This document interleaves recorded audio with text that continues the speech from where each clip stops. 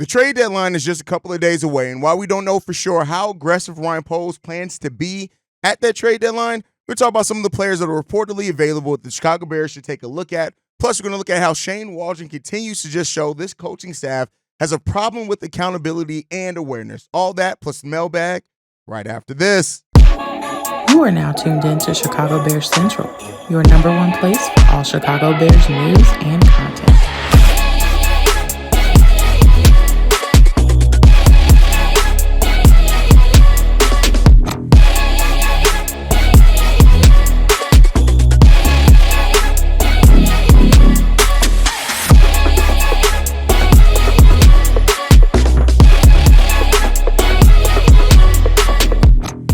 What's going on, Bears fans? Welcome to another episode of Chicago Bears Central, your number one spot for everything Chicago Bears related. I'm the host there, Haize, but more importantly, you guys can follow the channel at Chi Bears Central on every social media platform we happen to be on. With that being said, let's go ahead and get into this content for today. I want to start it off. The trade deadline is right around the corner, and there are a few players out on the trade market that can drastically help the Chicago Bears, specifically on that offensive line.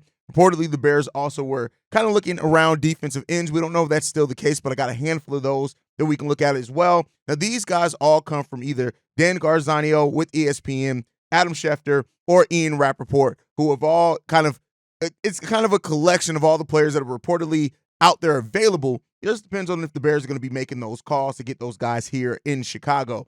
So the first player that we're going to talk about is a guy I've talked about quite a bit, and that's Brandon Scherff, right? That's with the Jacksonville Jaguars. He's an offensive guard, and they have already traded one defensive lineman as well as Roy Robertson and Cam Robinson away in trade. So they're clearly willing and dealing. And when you look at specifically Cam Robinson and what he netted with that conditional fifth-round pick, that is where the Bears could very well end up doing something when it comes down to that. So Brandon Scherff is a guy that I think makes a lot of sense there. And if the Jags are really looking to move on from him, he's 32. Five-time Pro Bowler. He could absolutely help get the Chicago Bears line where it needs to be or help get in that direction. Now, I've said this before. I don't think any one trade fixes this Bears offensive line. It's going to take a multitude of kind of deals, willings, and things to really get it where it needs to be. But Brandon Scherff would help the Chicago Bears strengthen this offensive line as they move forward into that gauntlet, I keep calling it, after week 11, where it's just going to get more and more difficult for the Bears. So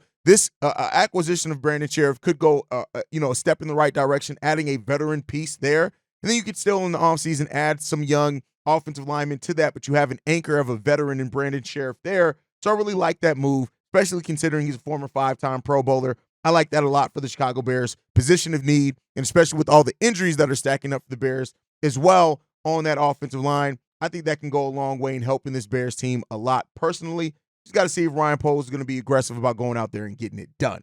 Next guy, Kenyon Green with the Houston Texans, is another offensive guard. Green is one of the lowest graded offensive guards right now. Pro Football Focus, take that for what you will. But when you look at it at the end of the day, I still think that Green, he was a first-round pick in 2022. He probably can be gotten for a lot less than even a Brandon Scherff. Now, this isn't one of those moves that, to me, automatically makes the Bears' offensive line right away better. You're getting a nice prospect there who's young, who was a former first-round pick just 2 years ago that I think could be a nice – if you're going to give up a fifth or sixth-round pick and get a young guy in here that can develop. But I know some Bears fans are going to say, well, look at that PFF grade, which, again, PFF grades aren't the end-all, be-all. But I understand why people could look at that and be a little bit concerned over what this could mean for the Chicago Bears if they were to give up assets for somebody who just necessarily doesn't seem as ready as some of the other veteran options you can get for potentially a similar pick. So that's something to look out for as well there. But he's a player that I do think is out there available. And, it seems like already, according to Josiah Anderson, NFL reporter, that the Houston Texans have already shopped Kenyon Green, and so he could be somebody as well. Next one, tackle Evan Neal with the New York Giants. Now, they used a first-round pick that they got from the Bears in 2022 that was part of a Justin Fields trade to get Neal. So it is what it is. He's played 21 games in 3 seasons, 6'7", 340 pounds, out of Alabama. And this is another guy who could use a change of scenery. So this is kind of the Bears taking again, this is adding some depth there, adding some high upside for somebody that you can get for much lower than what they drafted him at. Reportedly, the asking price for him from the Giants is extremely low, and they're looking to move him for pennies on what they invested in him. And so this could be the Bears swooping in there again, trying to get somebody who has a lot of upside. But then you're looking at, hey, if you can get quality and develop this guy, especially with the overhaul that you're probably going to do on your offensive line in this offseason, maybe that works out for the Chicago Bears. Now, the key thing here is that would sending a draft pick to get this guy be better used to get somebody in the draft who kind of had, still unproven, but is young and maybe doesn't have some of the baggage that Evan Neal has. This, again, change of scenery candidate for the Chicago Bears, more so than somebody who you're coming right in and is just completely changing the direction of that offensive line, but another guy that the Bears could very well take a look at. Next up, we're going to get into the defensive tackles that the Bears could look at. The defensive linemen that the Bears could take a look at. Guys that we've already talked about. Azeez Ojalari with the New York Giants. Again, we kind of heard the asking price when it comes down to that. It's a day 3 pick for all these guys that we're hearing right now. And so it comes down to if the Bears are willing to spend more assets on defensive linemen after trading for Darrell Taylor, right? So we'll see what happens there. These are all kind of rotational guys. It's not the Max Crosby level deals that are Myles Garrett level deals that some Bears fans were talking about a week ago, but these are guys that can add some depth. I'm personally of the mindset that if the Bears are going to give up draft assets to acquire a player at this trade deadline, it needs some more focus on the offensive line because I think we have some quality depth here. If you're going to make a trade on the defensive line, I'd rather see it be a home run out the park type move more so than kind of these marginal moves. But Azeez Ojalari is still a guy who gets production. Baron Browning from the Denver Broncos as well is reportedly available. And Za'Darius Smith with the Cleveland Browns. We already know the Cleveland Browns are trying to sell everything right now. So this would be the Bears adding, of course, some really good, solid depth there. Za'Darius Smith is 32 years old. He's somebody that can come in. He's a former Packer. You guys know how I feel about bringing in more ops. But, if the Bears do decide to go defensive tackle, these are some of the guys that are out there available. But overall, it really comes down to what Ryan Poles wants to do, how aggressive he plans on being at this trade deadline. And those are things that we don't quite 100% know quite yet. But listen, when you look at the injury report for the Chicago Bears, even in yesterday's practice, Kenyon Magaje still did not practice. Tevin Jenkins still did not practice after being limited on Wednesday. Braxton Jones did not practice as well. And you still got guys, Larry Bourne was a full participant, which is solid, and Ryan Bates was limited. But we got tons of injuries on that offensive line, and we really got to see what's going to come of that. Now, what coming out of that into the last topic that I want to get into before we get into the mailbag is what the fuck is wrong with these Chicago Bears? That's what I want to talk about. Why do we have an accountability problem and an awareness problem from our coaches? Shane Waldron was asked about the play to give Doug Kramer the ball there, and he said this. Every play call doesn't work out. You go back and look at and see what is the best play call in that situation. I think I always look inwardly first. Every play call that doesn't work out, obviously you're going to have a sense of what could I have done better as a play caller? What situations could I put those guys in? It's something that we've repped and we worked on. It came up in that moment as a 3rd and 1 call there. It didn't work out. But what I was most proud about was seeing our defense get a 3 and out. Our offense comes out over the sideline. Everybody's eyes are up. Everyone's communicating, and they'll be ready to attack the next drive and have a chance at scoring the ball. And he basically said he would make that play call again. Yeah. A little bit pissed off by that, right? Because you got to have better awareness. Like, you got Roschon Johnson is the only running back right now in the game of football that in those situations is batting 1,000 as far as getting touchdowns in those situations. And I get it that you wanted to throw the defense off a little bit by doing something creative, but you got too fucking cute. And the fact that you don't recognize and realize that, that's a huge problem to me. That is a huge problem to me. We got an awareness problem with our coaches, and things need to get better here. Especially this coaching staff wants to stay around. Matt Eberflus's time may already be decided there. Shane Waldron, we'll see. I mean, the Bears do fire Matt Eberflus, all the coordinators have a chance to go elsewhere, right? But it's a very sad thing when clearly something was not the right play call. Almost everybody in the game of football, all the analysis, everybody are all unified on this, and Shane Waldron double downs yet again. And when we've already seen what we've seen from Matt Eberflus over the last couple of weeks, This Bears coaching staff is in a weird goddamn place because of their lack of accountability, lack of awareness, lack of situational awareness inside of games. We got to be better at every aspect of football, and that includes coaching. And while the games are getting tougher for the Chicago Bears, you got to get better in the decisions that you're making. And let's hope that the Bears can do that leading into things. Let's hope that they can start making some of those better decisions, because if they don't, listen, for those that have a positive outlook, man, we'll see what this coaching staff can do. But Shane Waldron, you got to wake the fuck up, bro. But with that said, it is Friday. That means it's mailbag day here. Let's get into these voicemails. This one's from Key. Yo, it's Keys from the West Side, man. Love the show. Love what you guys are doing. But the reason why I'm calling today is just to express that we need a new head coach. And I believe that our time with Matt Eberflus is done. I believe that the players have surely not care anymore for him as being the head coach, along with having Shane Waldron as his offensive coordinator. Now, I strongly believe, because there are some reports coming out now, that Ben Johnson, who's offensive coordinator of the Lions, who highly considered the job with Chicago. If I'm Ben Johnson, honestly, I would still have a strong consideration, because everything is in place with your defense. You can mold that offense in how you did Detroit and what it took for them to get to that next level, and build your own case for being a head coach of the year and being one of the best coaches and one of the best available coaches to see fit and do what you have to do to be successful in Chicago. So I hope that is true. But, national media coming out with everything they're saying, and they want to clown what the Bears did, and rightfully so. When you lose like that, sometimes you're going to get the bitter end of the stick. But quite honestly, man, it's one of those things where they have to be better. They have to be better as a team. There is no way you run the ball on the 2-yard line when you've been running the same formation with Doug Kramer as your fullback. Now you want to give him the ball. And honestly, to me, that's like a slap in the face of getting cocky. And in return, which you see what happened with Tyreek Stevenson. Now, a lot of people calling for him to be benched, but come on, man. He's still probably our second best corner. He probably won't get benched, but he will hear an earful from them captains on that team. Let me know what you think. Chi-town up, bear down. Time with Matt Eberflus done. We'll see. It does look like it's shaping up. I do think that the gauntlet, as you mentioned, is a big part of what's going to happen there. Like how the Bears finish this season is going to be a big determining factor, and it could not really determine anything when it comes down to it, right? Because as you pointed out, the players are talking more against Matt Eberflus in a roundabout way, right? And so when that comes down to it, it is what it is, man. And so if the Bears do move on, they move on. And it's not because Matt Eberflus hasn't been given plenty of time and opportunity to turn himself around as a head coach. He has been.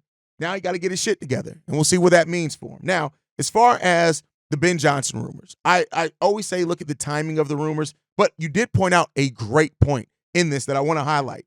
The defense being locked in, especially if you can keep defensive coordinator Eric Washington, I tell you what, that could make that so much easier for Ben Johnson to make that transition, because he just has to focus on correcting this offense, because the defense is such a good place with talent and with coaching. I would not be mad if they kept all the Chicago Bears defensive coaches. Yeah, yes, in firing your head coach, you give your coordinators the opportunity to seek jobs elsewhere, but if you can keep the main part of this defensive coaching staff and bring in a offensive-minded coach like Ben Johnson to turn around and focus on that, I'm not mad at that at all. Now, there is an aspect of this as well that Matt Eberflus is the defensive play caller, and do you trust Eric Washington to call those plays? I personally do, and I think overall, it could be a perfect scenario. We'll see. Like I said, let's calm it down with the rumors, especially when they pop up at a time like this. But at the end of the day, we still got a bunch. We got 10 games left to be played, and we'll see where we are after those 10 games at that point in time, right? So there you go. There you go. Shout out to Keys for leaving that voicemail. Let's get into this next one. This one's from Fred.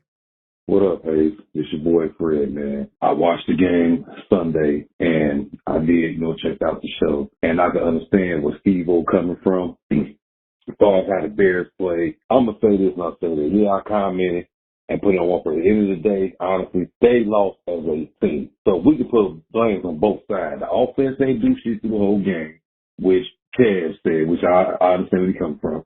And the defense didn't stop the game. So at the end of the day, it's both. It's a team. It's a whole. It's a team and it's coach, especially with the offense. Shane Waldron and Chris Morgan, they're gonna have to get this shit together. Or we're gonna have to just get rid of these motherfuckers and look at it. We're gonna be repeating the same shit as history. Get somebody that's confident, that's not scared, who got balls, that's an offensive coordinator that's going to call the right fucking plays. Have an offensive line that's going to be on the same page with the offensive coordinator. Because these two is not on the same page. And Tariq Stevenson, I'm disappointed in Tariq Stevenson because you can't sit here and show us that you want to be starting at number 2 corner and you get your ass burnt and then you got your attention energy focused on the fans instead of you focus on shutting this game off. You know what I'm saying? You want to sit here and try to go for the catch. No, you should have smacked the fucking ball down. That's better than you know, I ain't saying interceptions are bad, but when you back the ball down as a defender, that's a win for you as a defense. And you showing the league well, like, okay, our defense, we're a top defense. But this shit got to get together, man. Either they're going to get this shit together, get this O-line some help, or some heads is going to have to roll, man. Like Ryan Poles, you did a good job, and then it's like you doing a half-ass job. We need a gym that's going to do a fucking good job. When you say he got to be perfect, we know you're gonna make some mistakes. But you can't keep repeating the same mistakes. History's like, I'm starting to see history about to repeat itself as far as with Norfolk's team. He cannot talk about us being a playoff team or us being division kings if we not playing like it, if we not doing what we got to do. And that loss there was on, I'll say, that whole team all together in coaching. Because y'all had the whole back week to prepare, and y'all wasn't prepared, and that was some sloppy-ass, shitty football on the coaching and the players. Let me know what you think, big dog, because this shit here, like, I don't know, it's like they ought to go back and regroup and get this shit together. Let me know what you think, man. Chicago up, bear down or nothing. You're right, right? And that is such a great perspective to have, that the Bears lost as a team because both the offense and defense had moments where they didn't live up to their side of the bargain, whether it was Caleb through the early part of the game, whether it was through the defense at the end there, even though they played pretty solidly throughout the game, whatever it is, right? They weren't on this. And this is why it is so important to have your offense and defense both being able to perform at the same time. Now, it is something to be said that when the offense is not performing, your defense can keep them afloat, and maybe vice versa, but you got to be able to be better throughout the game to me, right? So, yes, while the offense and defense both failed, listen, it just is what it is when it comes down to it. You're right, though, that the O-line does need to be improved, and we can't keep coming into every season hoping that this O-line is going to be any different if we're not making the right investments. Ryan Poles did invest in the offensive line. He went out and got guys. Problem is that it wasn't enough of an investment to really get us to where we need to go. We have to be better at the offensive line. We just have to be. And hopefully this is an offseason where that's addressed in a more strong fashion, for sure. All right, let's get into this next voicemail. This one's from Booker. Yo, Haize, what's good, man? This book, man, blessings to you and yours. Got a scenario for you, man. I want to see what you think about it. How, all the talk about, Eberflus being on the hot seat. He's actually lost his nickname of Flus with me. You got to earn nicknames with me. So he's no longer Flus. He's now Eberflus again. He has to earn that back. But let's say the Bears do move on from Eberflus in the offseason. I honestly think that if they don't make the playoffs, no matter what the record is, I think they will probably move off of Eberflus. And it might not have anything to do with Poles. It might have a lot to do with Kevin Warren. He doesn't seem like the patient type. But everybody keeps throwing out all these different coaches to take over the team. I keep hearing Ben Johnson. This is what I think. I think the Bears should do whatever is possible in their power to get Bruce Arians out of the Tampa Bay front office, because I have a feeling that he just didn't want to coach Tom Brady. I have a feeling about it. It's just something, I don't think they really got along. So I think that in order to just, get out of coaching, he just decided to take a front office job. But I think that he still will probably want to coach. And they should, being the Bears, should correct the wrong that they did all those years ago by not hiring this man.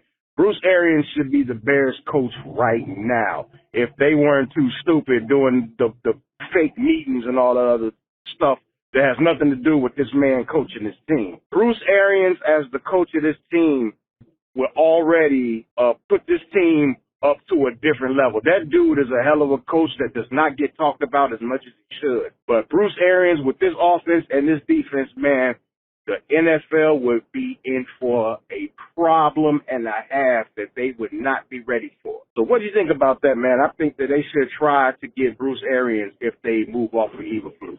But that's all I wanted to say, man. I just want to see your opinion. Again, blessings to you and yours. Chicago up, bear down. Oh, I got the Bears winning this weekend, 27-13. Bruce Arians, bro, here's the thing. He left the game. I think people forget his health. He tore his Achilles. That's major, especially for the age that Bruce Arians is, right? And also, he could just not want to deal with the ins and outs. I know what you said about not wanting to coach Tom Brady, but it's completely possible as well. He just doesn't want to mess with the rigors of being a head coach in the NFL at his age, at his health, and things like that. Now, he has said before he wanted to focus on giving back to the game. Now, there's always something that you always think that a coach, especially a coach that has been that successful and is that good, maybe they always get that itch to come back to, right? But I think overall, Bruce Arians is probably happy where he is. And I think also maybe, and I get it, that some Bears fans, and I've seen a lot of guys comment that they're over kind of the rookie head coach. But here's what I got to say. Every coach has been a rookie head coach at some point. It's about getting the right guy, right? Now I would love to see the Bears get a young head coach that can come in here and coach this team and set things and things like that. And we'll see. We'll see. But overall, at the end of the day, whoever the Bears get, just make sure it's the right guy. That's it. Get the right guy. And we'll see what happens with that one. All right, let's get into this next voicemail. This one's from Ant. Hey, what up, fellas? It's your boy Ant. Been contemplating all week if I'm going to leave a voicemail or not because I'm so pissed off about that game. But I want to say this before I get into my rant. I don't care if my quarterback plays bad for 45 minutes, only because if he don't put the ball in harm's way or put my defense in a bad way, those last 15 minutes, he still got a chance to win the game. And he shows up and wins the game. I'm all for that. Love that. Never going to knock that. So I'm cool on Caleb having a bad 45 to 50 minutes of a game because he still did what he needed to do to put us in position to win that game. Now, the reason he didn't win that game is why I'm so pissed. Eberflus, I said it before, him doing that dumbass goal line call, like, he needs to check Shane Waldron on those things because that's his job as a head coach to check him for that dumbass call. We could have been up 3 touchdowns, no need to worry about if Tyreek was paying attention or not on that last fucking Hail Mary play or whatever, because we could have been up 3, you know what I'm saying, 4s, and that Hail Mary wouldn't have meant nothing. But I'm more pissed because of the coaches, man. Like, I don't know what it is with this coaching staff. I ain't even gonna say the coaching staff, because, like, Eberflus as a head coach, all right, he ain't showing up to doing what he doing. The defensive coaches is doing what they doing. I wish we had a chance to get an offensive coaching system or offensive coaches that matches the fucking energy of the defensive coaches. If we do that, this team is Super Bowl winning team because this defense is keeping everybody under 21 points. That's a Super Bowl winning defense. Now all we got to do is score 22 points a game. That's it. 22 points a game. In the NFL as an offense, if you can't score 22 points a game, then why are you coaching these players?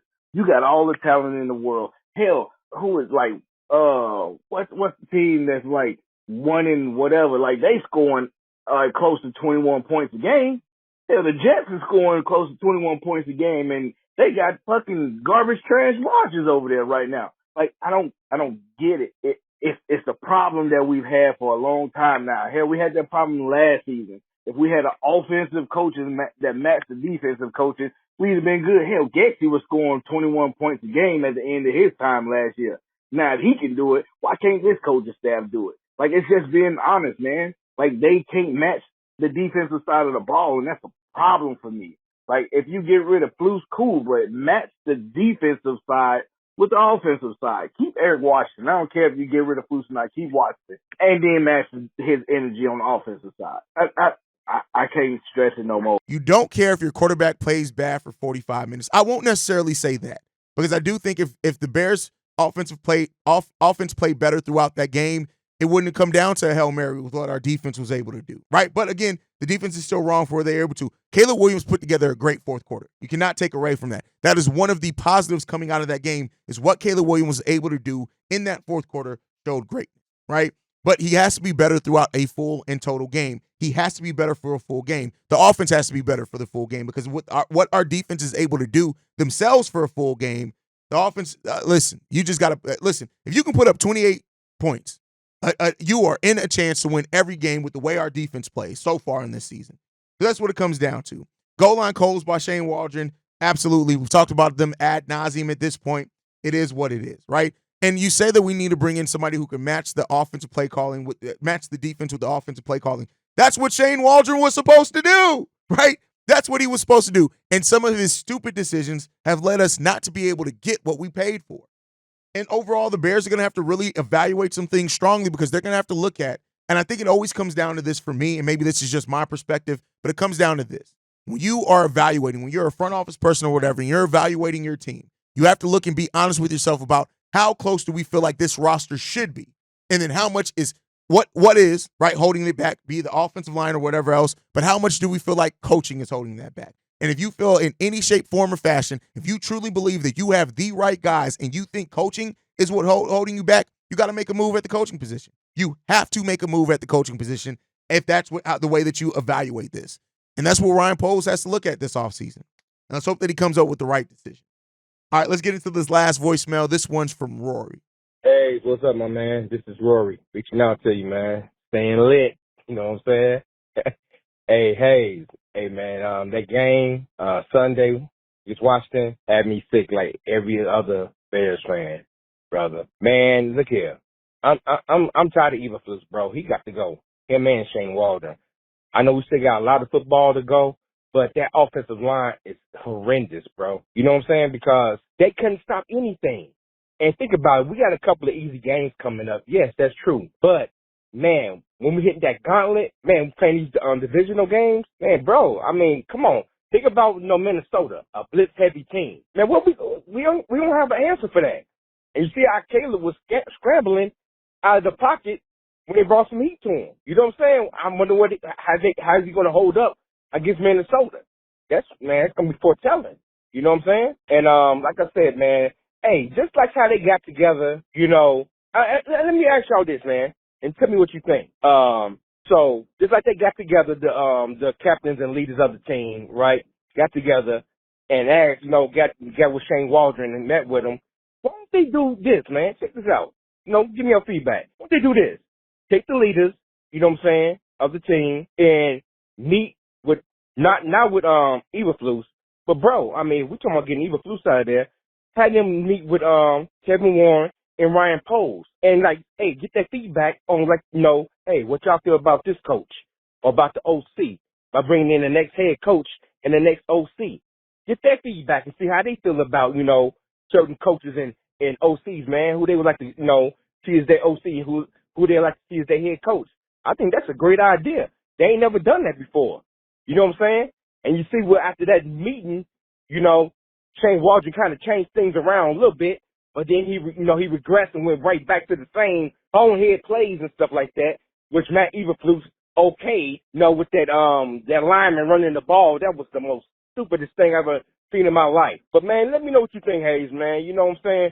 Chicago up, you know what I'm saying, and bear down. So, holler at your boy, man. Flus got to go. A lot of people are going to think that. A lot of people are going to think that. In the divisional games and overall after Week 11 is going to tell us who this team really is, right?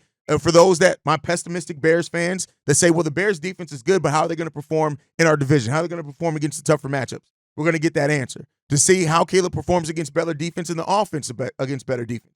We're going to get that answer. The end of this season is going to be perfect for evaluation going into the offseason because it's such a strong and difficult schedule to finish. We are going to know exactly who this Bears team really the fuck is at the end of this season. That's it.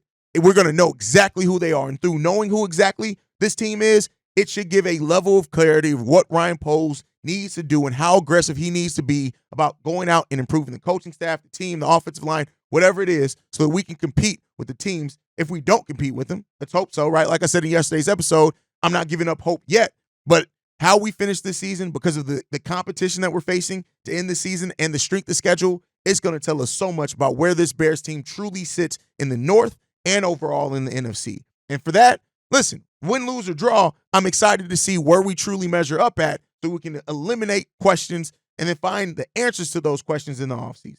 Now, as far as if the players should be consulted with the next head coach, I see the merit in that, but also you got to think about this. So much stuff is political. And some players may want a coach that they know that they've worked with before, they know is going to prioritize them. So to a degree, you do want to see how your players are feeling about things, but you want to make a decision objectively based off what do you think is going to improve the overall nature of the team, right? But you should hear from your players. How do you want to play? What do you think works? What do you think don't work? To help put those guys in the right position But I don't know if you want necessarily your coaches, your players kind of informing just who you get it. You want to take that into evaluation, but you don't really want to give that too much because there is a politics nature of football and in all sports. And some coaches are going to cater more towards specific players where you may need some tough love in some of those situations. So, and we saw that, for example, with Shane Waldron and Gerald Everett. He favored Gerald Everett at the start of the season. Now, luckily, he came around, and we're seeing way more of Cole Kmet now, but politics play a part in that. And I think even if you look at Khalil Herbert and DeAndre Swift, politics are playing a part of that. And you got to kind of eliminate some of that as well. But let me know how you guys feel on this and everything down below. Make sure you guys are following the show at Shy Bear Central. You can send us any feedback, questions, comments, concerns, ChicagoBearsCentral@gmail.com. Lastly, if you want to leave a text message and our voicemail for the mailbag, the number to do so, 773-242-9336. We are the #1 spot for everything Chicago Bears related, but that's thanks to you guys. And like I like to end every episode on, Chi-Town up, Bear down. Love you guys. Peace, y'all. This has been a presentation of the Break Media.